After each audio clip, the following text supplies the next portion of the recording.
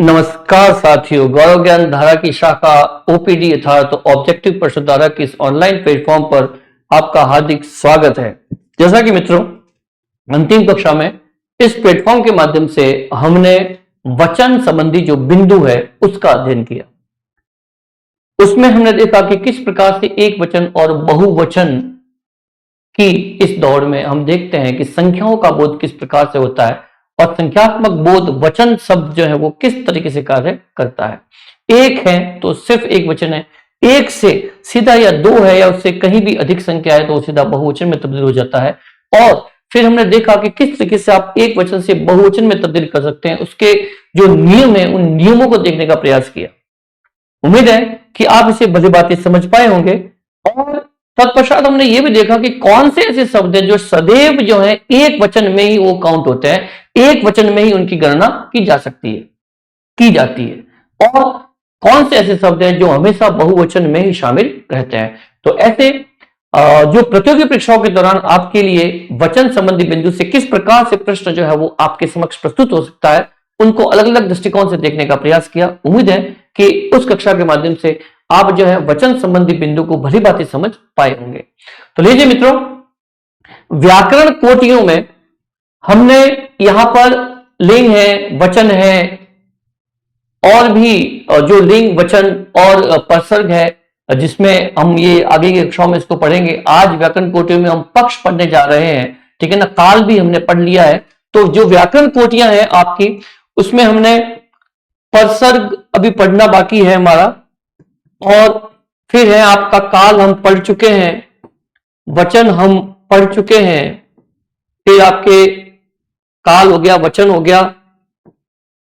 इस तरीके से ये कुछ जो प्रसर्ग से संबंधित अभी हम बाकी है, काल, वचन, पक्ष हम आज पढ़ लेंगे। तो जो व्याकरण की कोटियों नामक कोटियां जो है उसके अकॉर्डिंग हम एक एक टॉपिक को यहां पर ले रहे हैं और उन पक्षों को यहां पर निरंतर देखने का प्रयास कर रहे हैं। लिंग भी हम पढ़ चुके हैं। इस तरह से ये जो व्याकरण कोटियों से संबंधित जो भी बिंदु है, एक एक करके हमको लगातार जो है पढ़ते जा रहे हैं। आज हम एक नए बिंदु के साथ है जिसका नाम है पक्ष। क्या है? पक्ष। क्रिया के दौरान जो क्रिया की प्रक्रिया के जितने भी स्टेप होते हैं, जितने भी सोपान होते हैं, जितने भी चरण होते हैं, क्रिया की प्रक्रिया में किस प्रकार के वो स्टेप होते हैं, कौन कौन से चरणों में जो वो क्रिया जो है वो संपादित होती है, उन सभी पक्षों का अध्ययन हम करेंगे। तो यहां पर क्रिया के दृष्टिकोण से इस बिंदु को हम व्याकरण कोटियों के अंदर देखने का प्रयास करेंगे, ताकि जो है आपकी आने वाली भर्ती परीक्षाओं में इस पक्ष से, इस बिंदु से निकलने वाले जो पक्ष नामक आपका जो बिंदु है, इस बिंदु से निकलने वाले प्रश्न जो है वह आप भलीभांति उनको सटीक उत्तर तक पहुंचा पाए। तो लीजिए मित्रों, आज की इस कक्षा का आगाज करते हैं और पक्ष नामक इस बिंदु को यहां पर जो है भलीभांति समझने का प्रयास करते हैं। लीजिए, जैसा कि देख पा रहे हैं इस थंबनेल के अकॉर्डिंग आज अपना टॉपिक है वो है पक्ष रहेगा। तो देखिए, पक्ष में मुख्यतः क्या इसकी प्रकृति रहती है और किस प्रकार से यह कार्य करता है। तो देखिए, इसकी प्रकृति यह है, जैसा कि मैंने आपको बताया कि क्रिया के पक्ष, क्रिया की प्रक्रिया के जो सोपान होते हैं, जो चरण होते हैं, मतलब कि जो भी आप क्रिया करते हैं उस क्रिया किन किन चरणों से होकर संपादित होती है, उसके अलग अलग टाइप्स है।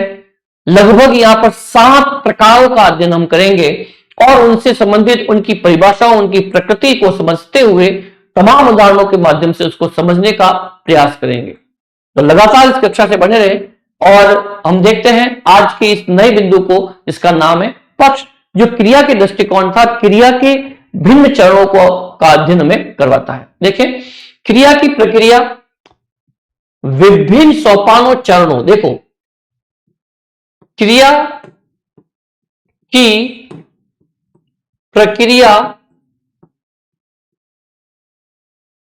के विभिन्न सोपान या चरण, जो भी सोपान है उसके या चरण है वो कौन किस किस प्रकार से कार्य करते हैं और कौन कौन से सोपान में कौन कौन से चरण में जो क्रिया अपना क्या कार्य करती है, उन सभी बातों का अध्ययन इस कक्षा के माध्यम से करने का प्रयास करेंगे पक्ष बिंदु के दौरान। पक्ष से तात्पर्य है क्रिया के होने की प्रक्रियागत अवस्था। अब देखिए, आपको इस बात को भलीभांति समझना होगा यहां पर कि वाकई में पक्ष का तात्पर्य क्या है। तो देखिए, पक्ष कहते किसे हैं? पक्ष मीन्स क्रिया के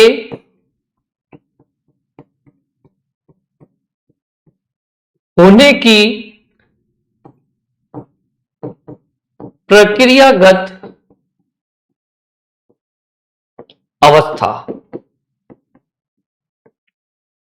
यदि आपको व्याकरण कोटियों के दौरान पक्ष से संबंधित यदि कोई अर्थ पूछता है कि ये व्याकरण कोटि में किस प्रकार का टॉपिक, इसमें हम क्या पढ़ते हैं, तो इसका एक विशेष अर्थ निकल कर सामने आता है। वो ये है कि क्रिया के होने की प्रक्रियागत जो अवस्था होती है, अवस्थाएं जो होती है, क्रिया जो होगी वो किन किन अवस्थाओं से गुजरती है, उनका अध्ययन पक्ष कहलाता है।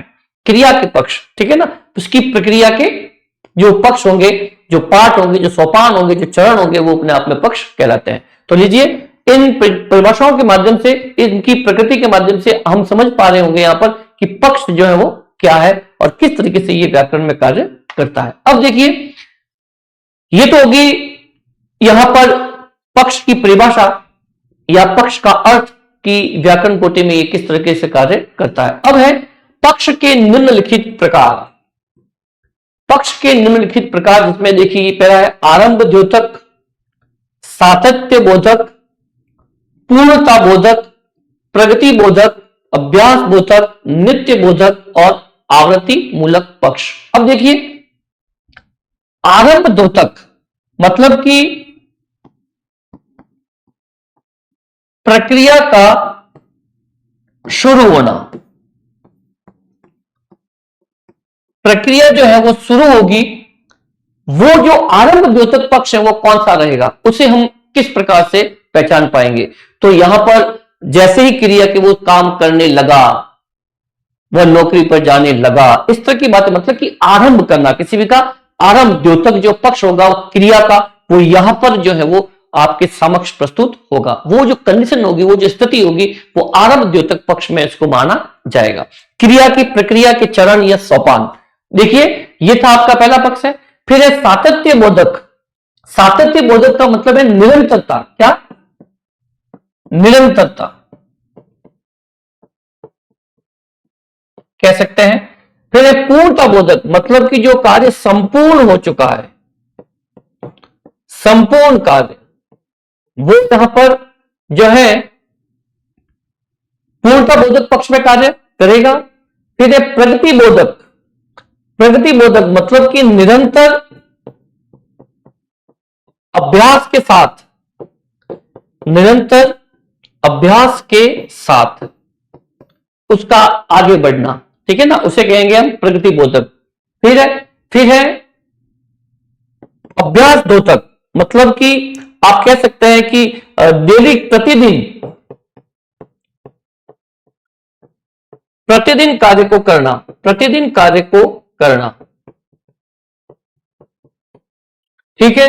फिर नित्य बोधक, मतलब कि नित्य मतलब कि रोज, नित्य बोधक जो कार्य डेली होता हो, लगातार होता हो, नित्यता का जो बोध कराए, इसका नित्यता का जो बोध कराए, वो यहां पर नित्य बाधक होगा। और आवृत्ति बोधक मीन्स बार बार, मीन्स बार बार, बार बार जो गति हो होने लगे, उसे हम आवृत्ति बोधक पक्ष में कहेंगे। तो इस प्रकार से ये कुछ पक्ष के निम्नलिखित प्रकार है, जिनको हम भिन्न भिन्न उदाहरणों के माध्यम से, इनकी परिभाषाओं के माध्यम से लगातार देखने का प्रयास करेंगे। तो लीजिए, इनको एक बार देख लें, फिर हम चलते हैं आगे।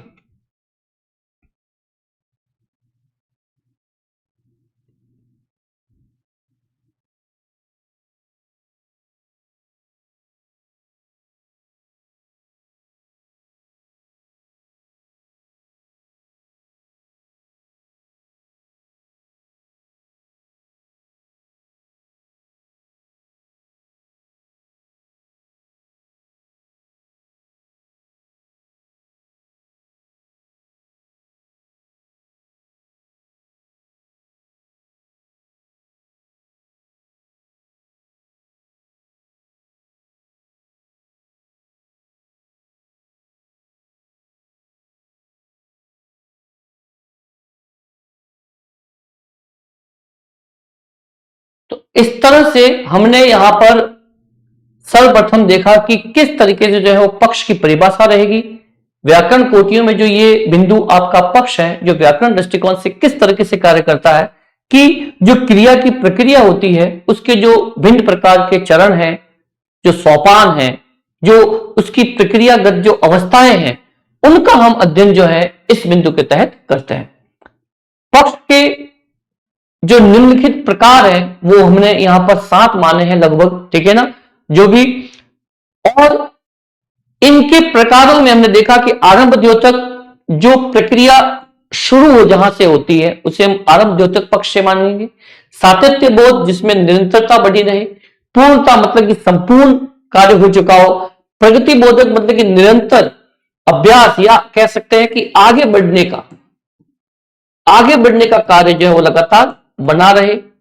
फिर अभ्यास द्योतक प्रतिदिन कार्य करना, नियमित रूप से जो कार्य किया जाता है उसे हम यहां पर जो है अभ्यास द्योतक पक्ष में रख सकते हैं। फिर नित्य बोधक मतलब कि नित्य जो कार्य हो डेली रूटीन में। और फिर आवृत्ति मूलक मतलब कि बार बार। इस तरीके से ये पक्ष के 7 पार्ट है। अब हम यहां पर एक परिचय नुमा क्लास के अकॉर्डिंग हमने यहां पर देखा कि कौन सा प्रकार किस तरीके से कार्य करता है। अब इन्हें उदाहरणों के माध्यम से, इनकी परिभाषाओं के माध्यम से इसको समझने का प्रयास करते हैं। तो लीजिए, सर्वप्रथम है आपके समक्ष आरंभ द्योतक। क्या है? आरंभ द्योतक। आरंभ द्योतक पक्ष, जैसा कि मैंने आपको बताया कि क्रिया जहां से शुरू होती है या क्रिया की आरंभ होने की अवस्था का हमें जो पता लगे वो अपने आप में आरंभ द्योतक पक्ष होता है। क्रिया की स्थिति से उसके प्रारंभ होने का बोध हो। क्या हो? प्रारंभ होने का बोध हो। प्रारंभ होने का बोध जो करवाए। क्रिया का काल वर्तमान या अतीत कुछ भी हो सकता है, मतलब कि वर्तमान हो या अतीत हो, कुछ भी हो सकता है। यहां पर काल से संबंधित कोई बात नहीं है। यहां पर तो सिर्फ क्या होगा? प्रारंभ होने का बोध, मतलब कि कार्य के प्रारंभ होने की अवस्था जो हमें जानकारी अगर प्राप्त होती है तो सीधा आरंभ द्योतक पक्ष में जो है वो जाएगा, वो उस बात की जानकारी देगा। अर्थात हमें देखना है कि किस प्रकार से आरंभ द्योतक पक्ष जो है वो कार्य करता है, या इस पक्ष में किस तरह के जो उदाहरण हो सकते हैं। तो देखिए, उदाहरणों के माध्यम से समझने का प्रयास करते हैं कि रमेश दौड़ने लगता है। रमेश दौड़ने लगता है। सुरेश नौकरी पर जाने लगा है। ठीक है ना? तो देखिए, इस तरीके से देखो यहां पर क्या हो रहा है कि इसके प्रारंभ होने का बोध हो रहा है कार्य के, और वर्तमान हो या अतीत हो कुछ भी हो, बस क्रिया का क्या है कि क्रिया वहां पर जो है आरंभ अवस्था में है।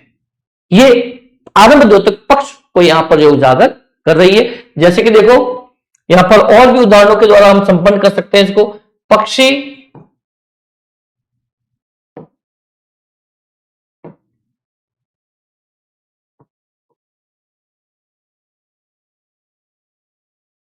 चहचहाने लगे।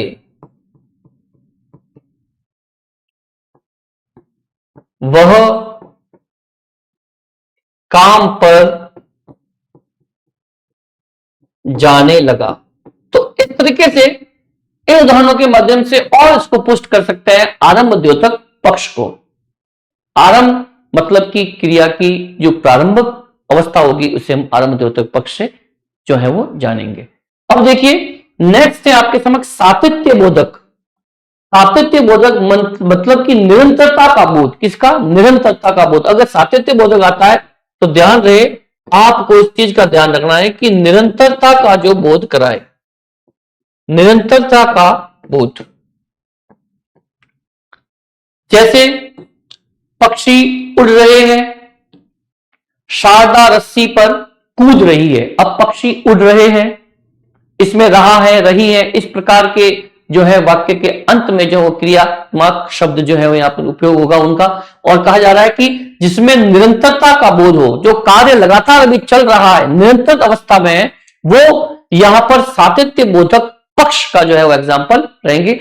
ये अवस्था सातत्य बोध पक्ष कहलाएगी। ठीक है ना? दूसरी अवस्था की बात कर रहे हैं यहां पर, और कहा कि पक्षी उड़ रहे हैं मतलब कि निरंतर अभी कार्य प्रगतिशील है, लगातार है, वो कार्य हो रहा है, शारदा रस्सी पर कूद रही है। ठीक है, फिर देखते हैं और उदाहरण, शिक्षक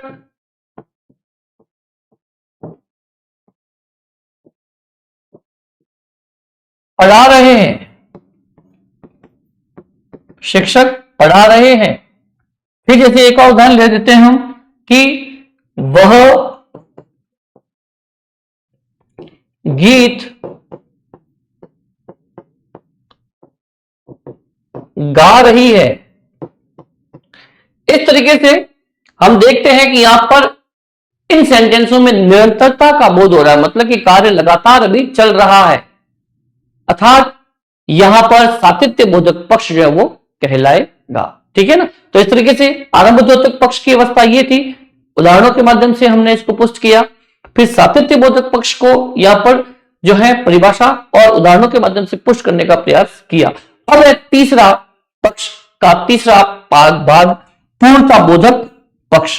पूर्णता, मैंने आपको कहा था कि जहां पर क्रिया के संपूर्ण होने का भाव हो, अर्थात उस भाव का हमें बोध करवाए, वो अपने आप में पूर्ण बोधक पक्ष जो है वो रहेगा। अर्थात देखिए, इससे पता चलता है कि क्रिया पूर्णतया संपन्न, देखो क्रिया पूर्णतया संपन्न,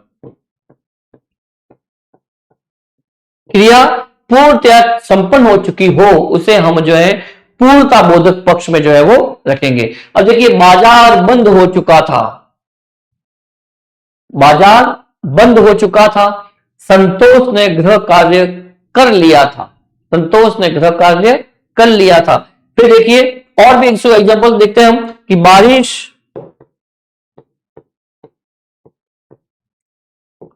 हो चुकी है, बारिश हो चुकी है, बाजार बंद हो चुका था, संतोष ने गृह कार्य कर लिया था। देखिए, किसी भी कार्य के संपन्न होने के पश्चात जो स्थिति बनती है वो आप में पूर्णता बोधक पक्ष में रहती है। छात्र परीक्षा दे चुके हैं, दे चुके हैं।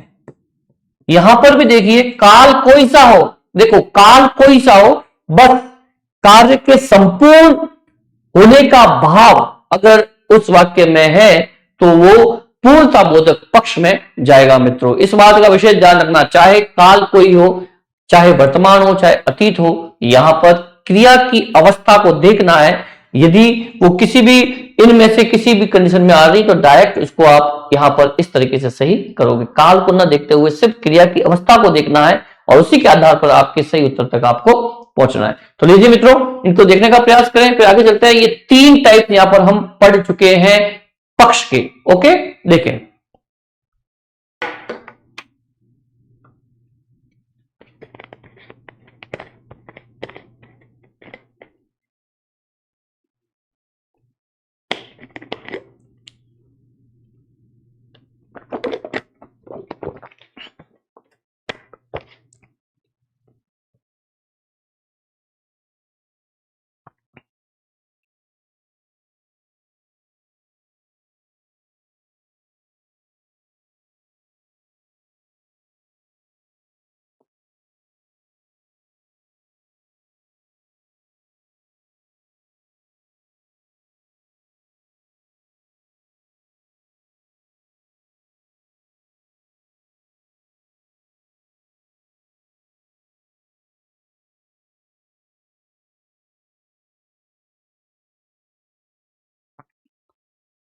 उम्मीद है मित्रों कि यहां पर आप इस कंसेप्ट, इस पक्ष के इन तीनों ही प्रकारों को भलीभांति समझ पा रहे होंगे। मैं पुनः आपको बताना चाहूंगा कि क्रिया की प्रक्रिया के जो चरण और सोपान होते हैं उनका अध्ययन हम पक्ष में करते हैं व्याकरण कोटियों के इस बिंदु पक्ष के दौरान। अब चलते हैं, जैसा कि मैंने पक्ष के आपके समक्ष कुल 7 प्रकार यहां पर मैं उसको एक्सप्लेन करने का प्रयास कर रहा हूं, जिसमें से मैंने 3 प्रकार जो है आपके समक्ष प्रस्तुत कर दिए हैं, जो उदाहरणों और परिभाषाओं के माध्यम से आपके समक्ष पुष्ट है। अब चलते हैं आगे। नेक्स्ट है आपके सामने प्रगति बोधक। प्रगति बोधक अब देखिए प्रगति, निरंतरता के साथ आगे बढ़ना। अब देखिए क्रिया के निरंतर रहने एवं आगे बढ़ने का बोध, देखो निरंतरता के साथ में आगे बढ़ना,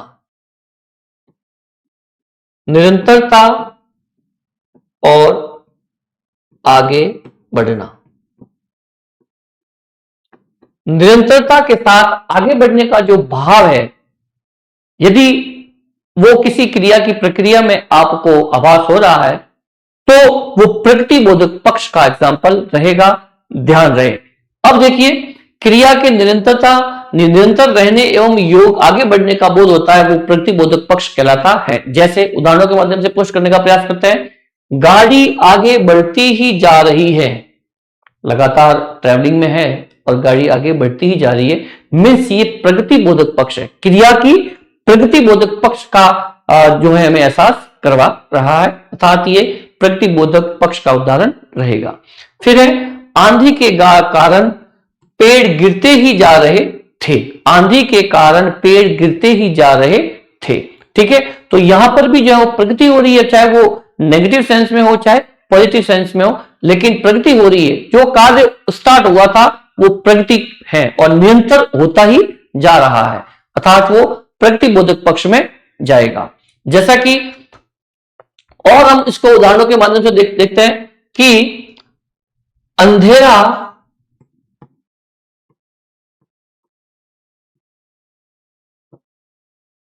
बढ़ता ही जा रहा है,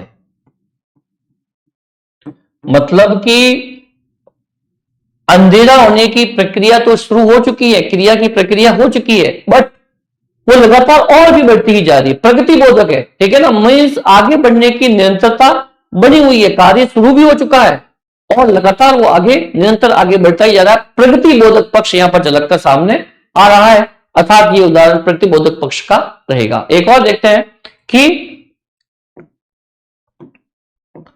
मौसम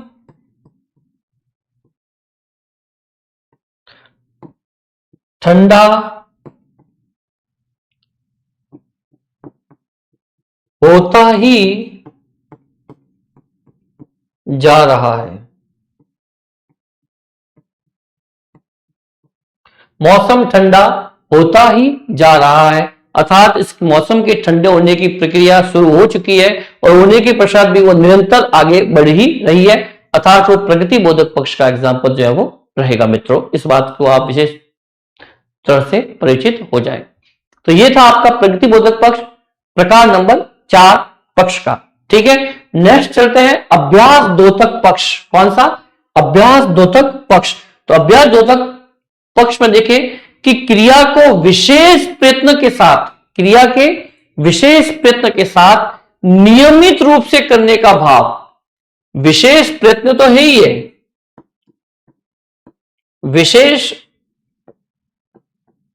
प्रयत्न है ही और साथ में नियमित रूप,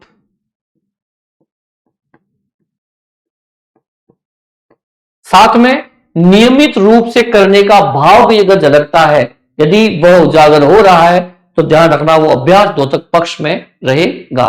जैसे कि रमेश सदा समय पर स्कूल पहुंचता है, रमेश सदा समय पर स्कूल पहुंचता है, ठीक है। तो इस तरीके से हम देखते हैं कि वह प्रयत्न करता है और नियमित रूप से अपने कार्य को अंजाम दे रहा है, अर्थात वो अभ्यास द्योतक पक्ष में जा रहा है। फिर मेरे यहां हर मंगलवार को सुंदरकांड का पाठ होता है, मतलब कि प्रतिदिन वो कार्य करता है, ठीक है ना। तो इस तरीके से ये पता चल रहा है कि अभ्यास द्योतक है। कैसा है? अभ्यास द्योतक, मतलब कि लगातार अभ्यास करना उस चीज का, और यहां पर कहीं ना कहीं विशेष प्रयत्न के साथ नियमितता बरतने का भाव जो है उलझकर जो है उजागर होकर हमारे समक्ष प्रस्तुत हो रहा है, अर्थात ये अभ्यास द्योतक पक्ष का एग्जाम्पल जो है वो रहेगा। इसको और भी अलग एग्जाम्पलों के हिसाब से, उदाहरणों के हिसाब से पुष्ट करने का प्रयास करते हैं। जैसे कि रमेश प्रतिदिन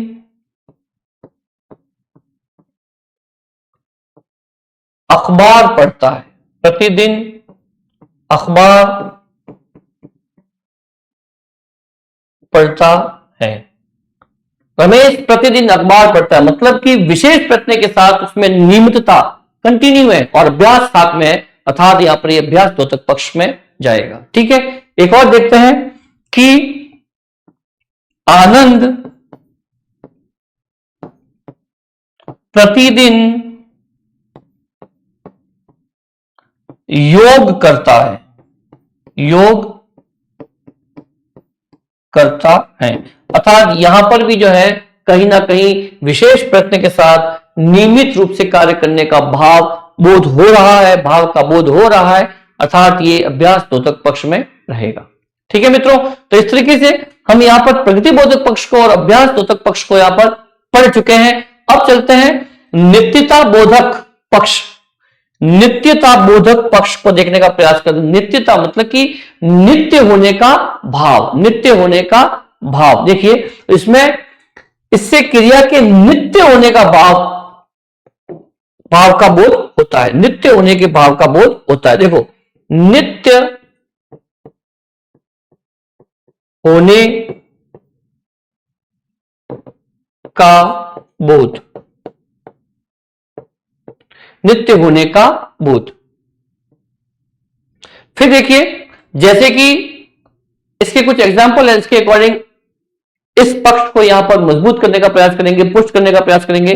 वासुदेव प्रोफेसर है, पश्चिमी दिशा में सूर्यास्त होता है। ठीक है ना, ये कार्य नित्य होने का भाव हो रहा है और नित्यता में इनका कार्य झलक रहा है, ताकि नित्यता बोधक पक्ष के एग्जाम्पल रहेंगे। इसको और अलग उदाहरणों के आधार से हम जो है पुष्ट करने का प्रयास करते हैं कि जैसे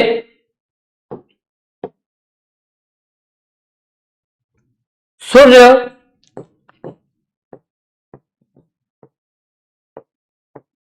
पूर्व दिशा में उगता है। ओके, पश्चिम दिशा में सूर्यास्त होता है और सूर्य पूर्व दिशा में उगता है, मतलब कि नित्यता का बोध यहां पर जो है वो मित्रों हो रहा है और ये यहां पर जो है नित्यता बोधक पक्ष का एग्जाम्पल जो है वो रहेगा। इस तरीके से हम इसको देख सकते हैं। फिर देखिए एक और उदाहरण कि पहाड़ों पर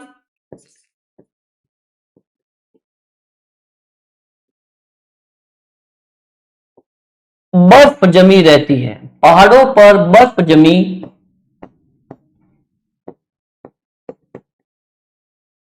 रहती है, तो ये कहीं ना कहीं जो है यहां पर नित्यता का बोध हो रहा है और इस तरीके से ये नित्यता बोधक पक्ष का जो है एग्जाम्पल रहेगा। यहां पर और 3 पक्ष के प्रकारों का अध्ययन परिभाषाओं और के उदाहरणों के माध्यम से पुष्ट करने का प्रयास किया।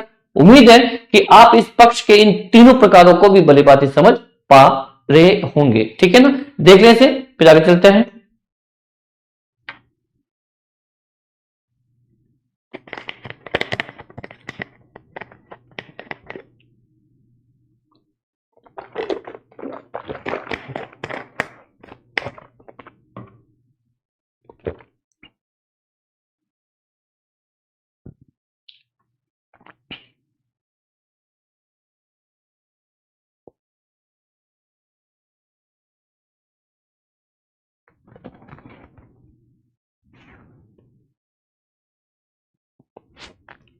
लीजिए मित्रों, हम अब तक लगभग 6 प्रकार पढ़ चुके हैं पक्ष के, उनकी परिभाषाओं, प्रकृति और उनके उदाहरणों के माध्यम से हम इनको यहां पर मजबूती देने का प्रयास कर रहे हैं, पुष्ट देने का प्रयास कर रहे हैं। और इस कक्षा के माध्यम से हम जो है पक्ष नामक इस बिंदु को पुष्ट करते हुए समझने का प्रयास कर रहे हैं। उम्मीद है कि यहां तक यह बिंदु आप भलीभांति समझ पा रहे होंगे। चलते हैं आगे। एक अंतिम इसका जो है पार्ट रहता है जिसका नाम है आवर्ती मूलक पक्ष। आवृत्ति होना मतलब कि बार बार किसी चीज का आना, कंटिन्यू वो चीज कार्य होना, उसे हम आवर्ती मूलक पक्ष में जो रखते हैं। पक्ष के जो प्रकार है उसमें 7वां प्रकार है आवर्ती, मतलब कि ऐसी क्रिया जो बार बार हो, ऐसी क्रिया जो बार बार घटित हो उसे हम आवर्ती मूलक पक्ष में रखेंगे। ऐसे एग्जाम्पलों को, ऐसी प्रकृति को, ऐसी परिभाषा को। ठीक है, तो देखिए इसको इसकी परिभाषा से पुष्ट करने का प्रयास करते हैं कि इससे क्रिया के बार बार होने का भाव। देखो सीधी सी बात है, हमें लिखना है बार बार होने का भाव, बार बार होने का भाव। इससे क्रिया के बार बार होने के भाव का बोध होता है। जो क्रिया बार बार हो उसे हम जो है आवर्ती मूलक पक्ष में रखेंगे। जैसे कि देखिए इसको उदाहरणों के माध्यम से पुष्ट करते हैं। वणिक वर्ग मतलब कि व्यापारी जो लोग होते हैं वो दीपावली पर अपनी बही बदलते हैं, मतलब कि अपना जो खाता जो अकाउंट होता है उनका वो बही बदलते हैं, उसकी किताब जो होती है वो बदलते हैं, उसकी जो पुस्तक होगी बही रखने की या हिसाब किताब रखने की उसको वो चेंज कर देते हैं प्रति दीपावली पर। तो ये बार बार होने वाली प्रक्रिया है या हर दीपावली पर होने वाली प्रक्रिया है, क्रिया है, तो इसे हम किसमें रखेंगे? आवर्ती मूलक पक्ष में। अलग है एक और एग्जांपल, चौकीदार रात्रि में पहरा देता है, मतलब कि कंटिन्यू दे रहा है, वो बार बार दे रहा है। ठीक है ना, तो हर रोज ये घटने वाली घटना है, अर्थात यह आवर्ती मूलक पक्ष में जाएगी। और भी इसे देखते हैं, और भी उदाहरणों के माध्यम से इसको पुष्ट करने का प्रयास करते हैं। जैसे छात्र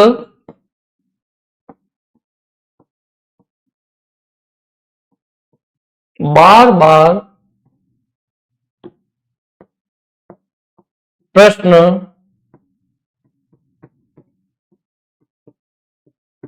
पूछते हैं। अब देखिए बार बार बच्चा बार बार प्रश्न पूछता है तो ये भी आवर्ती मूलक है। ठीक है ना, आवृत्ति हो रही है बार बार उसी क्रिया की, हर वो क्रिया बार बार दोहराई जा रही है, अर्थात वो आवर्ती मूलक पक्ष का जो है एग्जाम्पल रहेगा। फिर एक और कि यह घड़ी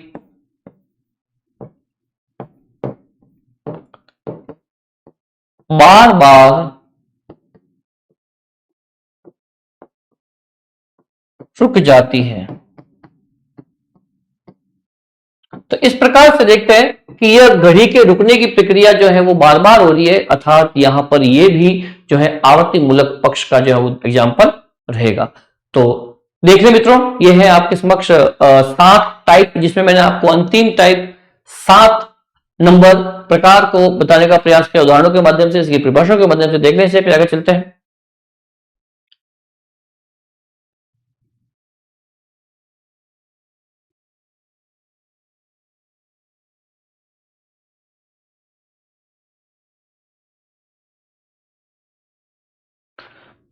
तो इस प्रकार मित्रों यहां पर आज का हमारा जो बिंदु था वो था पक्ष व्याकरण कोटियों का।